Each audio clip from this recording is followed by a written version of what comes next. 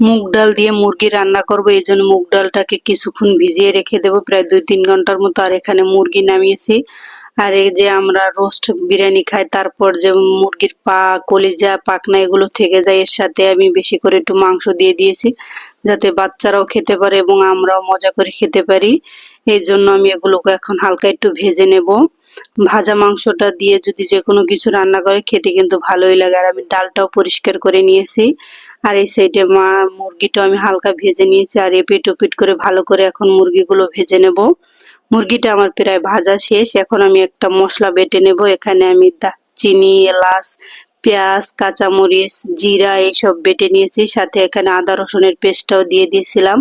এখানে এখন হলুদের গুঁড়া, মরিচের গুঁড়া দিলাম। মরিচের গুঁড়াটা একটু কম দিলাম, কারণ কাঁচা মরিচটা দিয়েছি বেশি করে।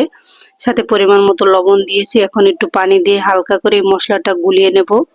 চুলায় তেলটা দিয়ে, তেলটা হালকা গরম হলে মশলাটা দিয়ে দেবো। আর মশলাটাকে এখন ভালোভাবে কষিয়ে নেব। মশলাটা যখন একদম কষানো হয়ে যাবে, তেলটা উপর থেকে ছেড়ে আসবে, তখন আমি দিয়ে দেবো এখানে মুগ ডালটা। আর মুগ ডালটা কিন্তু একদম চকচকা পরিষ্কার হয়ে গেছে। আর এটা কিন্তু দেশি মুগ ডাল, মায়ের হাতের মুগ ডাল, একদম ভেঙে গুঁড়ো করে তারপর দিয়ে দিয়েছে। আর এটা আগেই টালা ছিল বা ভাজা ছিল, এর জন্য আর আজকে ভাজলাম না। এখন মুরগির মাংসটাও দিয়ে দেব মুগ ডালের সাথে। এখন মুরগির মাংস আর এটা ডালটা কষিয়ে তারপর দিয়ে দিলাম গরম পানি। আর পানিটা দিয়ে এখন এটাকে আমি অল্প আঁচে সিদ্ধ করে নেব, যাতে ডালটা একদম সিদ্ধ হয়ে যায়।